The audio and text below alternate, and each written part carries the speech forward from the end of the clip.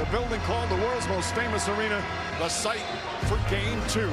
Hart left open, puts it in! Hart on fire from outside! This place is special. You get into that mode. For me, I just kind of black out.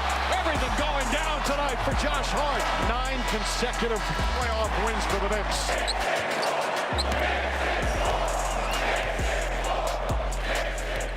Man, Josh Hart, man, he's a monster, man. He's real good, man. Thank you, guys. We got Josh. Well, we start right here in New York, where the Cavs, they had their heart broken. No, I see what you did there. What about Nice the little Knicks' pun. heart was in the right place? Okay. All right, let's get to the highlight here of Game 2. This was a quality win for the New York Knicks, in large part because of Josh Hart. Cleveland, they were willing to leave him out there, and they ended up getting bit by this. You can see Evan Mobley well off him as he hits the three. How about this pass? Yeah, Jared Allen off him again. Stunting at him. Allen once again Just off him. playing free safety. So he was playing free safety. It hurt them. Let's take a listen to Jared Allen on their defensive strategy here. Obviously, as an NBA player, he's going to make three-pointers. Just have to follow the statistics, have to follow the coach's trust and intuition. I'm never a huge analytics guy. At a certain point, they're a lamppost or a drunk person. You can lean on them, but it won't get you home. So at a certain point, you got to have a good feel for the game. Oh, my God, bro. I mean, that's one analogy for it. So Hart was far more effective in Game 2. He was 5 of 11 from 3. He had 26 points in this game here, Shump. But the Knicks, they would continue to pour it on in the third quarter. So right here, watch Donovan Mitchell misses the 3. And here to come the Knicks, Gotta get getting back. out and run. Get back. And at this point, They didn't That's get why that. Monica had her follow-through up for the rest of practice. You got to get back. Yeah. Brunson Love the spins, Love a basketball reference for those that don't know what I'm talking about. hits the tough fadeaway. And then they're now on a 15-0 run. Come on now. Boy. Like, don't diss it. You just said he's an NBA player. He is an NBA He player. shot 40% in the regular season. And his Just best mistake. bud controls every fourth quarter. Well, the fourth You heard of quarter is Big where Body we are Brunson? now. Big body. Big body. Gives Harden a little bump there. That's why Perk calls him that. Perk, you might be right, man. And then Hart drives. This was just a heat check at this point. Spins. I saw Shump do that once. Big night here for Hart, Brunson, the Knicks. They take both games in the Garden, so now they head to Cleveland with a 2-0 series lead. And rightfully so, we focused a lot here on Josh Hart. But Jalen Brunson, his 14 assists. He was scoring in Game 1. It was all about the assists in Game 2. That is the most by a Knicks player in the playoffs since Charlie Ward in 1998. The last Heisman winner, time right? Yes, New sir. York had a player with more was Mark Jackson. That was back in 1992. So we've seen the scoring. Now, Perk, we're seeing Real the trick. assists of Big Body Brunson. Not only, hello world, not only do I look good, but damn it, I feel good. The energy is contagious out here in New York City. Look, I pulled up to Madison Square Garden last night. Shout out to my boy Shump with the hoop strings. I saw my boy Joy, the Crack, the Don. Tracy Morgan was in the building. And you know who they was talking about? Me. You know why? Because I gave this man right here the nickname Big Body Brunson. And you know what he displayed last night? Greatness, because he knew the game plan and he was prepared for it. So when he came into Game 2, knowing that he torched him in Game 1, he was expecting a trap. Here it is right here. They tried to put Dennis Schroeder on him, okay? Then freed it up. You got Max Strus. He called another guard-to-guard screen to get the mismatch with Donovan Mitchell. They sent 2. He's ready for it. He gets off the rock. He's in the driving gap at the wing, and he know what he wants to do. He wants to catch, drive, no hesitation. Watch my boy go to work. Not only does he drive, but great players do what? Make guys around him better. Career high last night in the playoffs, 14 assists. Here we go again. Dennis the Menace putting that on-ball pressure on him. It's all good. You cannot speed this man up because this is what he do. He's handling it. I don't even know what this defense is. I don't even know what it is. But I know he's seeing the whole damn floor. Watch this beautiful pocket pass to his boy Mikal Bridges for the nice 15-foot floater. Here's the deal. When you're great, you're able to get yours and you also live in the moment. Last night, we saw him live in the moment in game 2. He knew the trap, the double teams were coming. Career high 14 assists. Big body Brunson was in the building. Well, it certainly seems like the New York Knicks are figuring out ways to win in different ways. Perk, thank you for that breakdown and for that shot of espresso. Great energy, bruh. Yeah. 3 o'clock in the afternoon. Energy is Someone give me a contagious. towel. That was a heck of a breakdown. Give me these papers. Danny, so I know we're all impressed by Perk's breakdown, but what was the most impressive part of the Knicks to you? I mean, it's just they find different ways to skin a cat, to win games. And it's one game it might be Landry Shamet, one game it might be Deuce McBride. Yeah. Last night it was Josh Hart. And his mental fortitude of hearing the rumblings of people saying, you know, his plus-minus off the court. He was benched in game 1. They were benching him. And to come back after seeing that in a big city like New York, you know the microscope is bigger. So there's a lot of media attention. To take that on and say, our next game, I'm going to be confident. Knock down his first shot, not be passive at all. He was aggressive. Like, you would have thought he was hot last game, the way he was approaching the game. So for him to come out, not only take these shots, knock them down, take them with confidence, make them pay, and then also get in the paint and defensively give deflections, he gave his team a huge plus in that momentum swing for them. And it said every night it's somebody different, but last night was his night. They played 12 playoff games.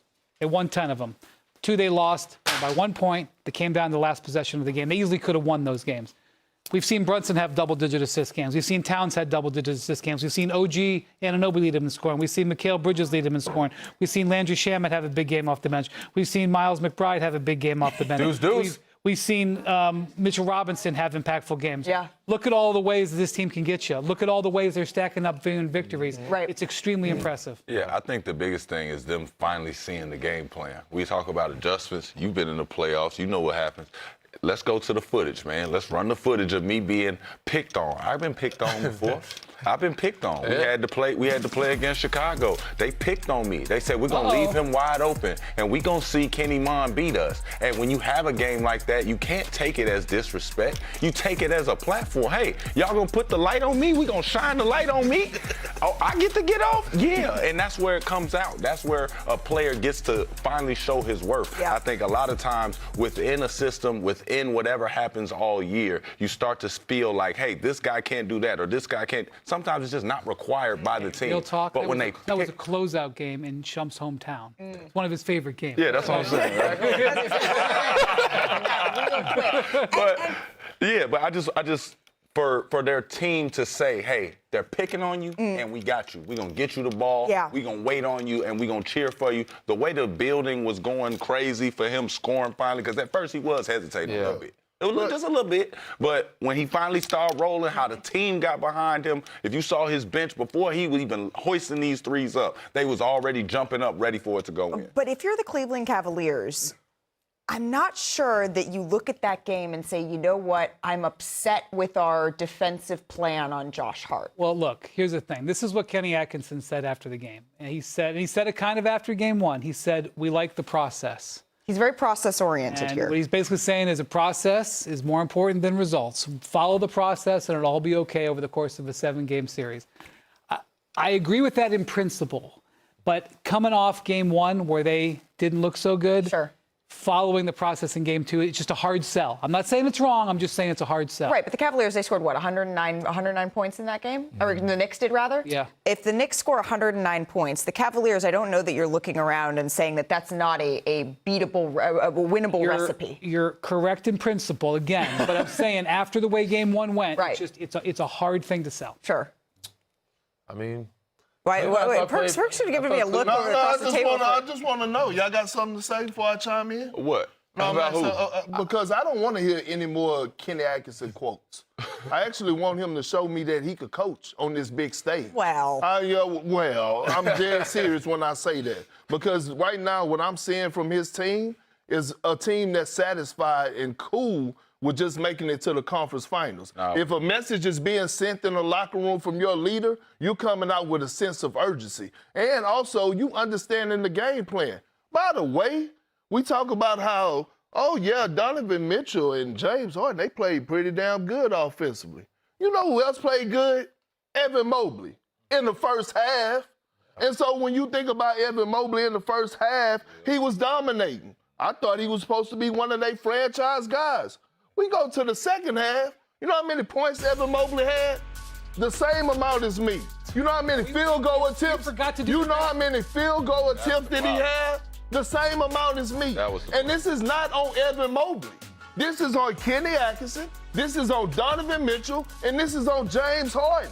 How are you not recognizing the moment? Yeah. I just highlighted how Jalen Brunson was surveying the floor and living in the moment and saying, nah, I'm finding guys. But you don't realize that your guy has 14 points. He's killing in the first half. And in the second half, he don't get a field goal attempt up. He have 0 points. Yeah. And you're trying to convince me that it's processing. It's a process. No, this is a team that's not focused. This is a team that goal was just to get to the conference finals. That's what it looked like to me. Yeah, I ain't gonna lie. I can second that. I don't think that if you're pushing toward a championship, you can sit back and say, yeah, we have time to process. You know what I'm saying? Like, I don't mean to do that. KA is my guy.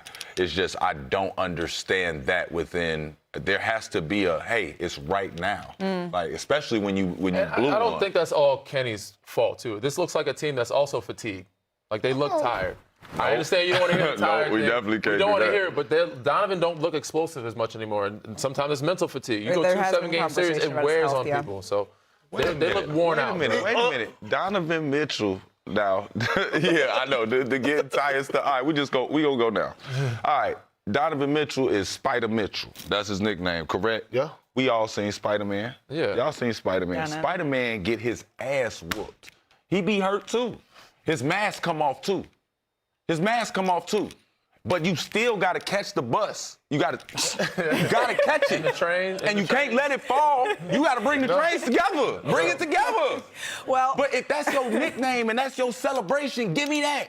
Give maybe me at that. home You is can't the be place that they're tired. going They'll get to. some- They're 6-1 at home, and so now their task is going to be to defend home court. We do have a lot more to get to in this year's Eastern Conference Finals, but let's shift briefly here to tonight's massive Western Conference showdown between the Thunder and the Spurs here. SGA Wemby, they will be in action, but the question is who is going to join them, right? So our Shams Charania is here with us. Shams, what can you tell us about the status of De'Aaron Fox, of Dylan Harper, and of Jalen Williams? We've got a lot of injuries here. Malika, let's start with Jalen Williams, a.k.a. J-Dub. I'm told he's going to be reevaluated on a game-to-game basis. This is a reoccurring hamstring issue for Jalen Williams. It's the second injury to the same hamstring in just under 1 month. So given that it's the hamstring, the nature of this injury, and Oklahoma City really looking long-term with its players, it is more unlikely that J-Dub plays tonight in Game 3. On the other side with the San Antonio Spurs, De'Aaron Fox, I'm told he's a game-time decision. The injury here is a high ankle sprain. I'm told Fox is making improvements today. There's still some soreness. The Spurs will know closer to game time whether Fox will be able to play. His backcourt mate, Dylan Harper, who replaced him in the starting lineup the last couple of games, he's also a game-time decision. An MRI on Thursday showed an adductor injury, not a hamstring injury. So the Spurs are relieved by that. I'm told Harper will have a pregame routine, and then the Spurs will make a decision about his status. All right, so game time for both De'Aaron Fox and Dylan Harper, and it's seeming maybe less likely that we will see J-Dub. Shams, thank you. Much more from you coming up a little bit later. Still to come on NBA Today. We're just about a month away from the NBA draft, and top prospect Darren Peterson, he sounds off about his critics in an exclusive interview with our friend Jay Billis. You're not going to want to miss that. Plus, the Thunder, the Spurs, we are rolling down the Riverwalk for Game 3. Will OKC's Game 2 defense against Wemby, though, carry over? And Josh Hart, he got himself a New York slice after last night's game. It's like more than one. Are y'all crust people, or do you leave the crust? No, I No, definitely you don't get leave the crust. I take the crust. Listen, do I look like somebody leaves the crust?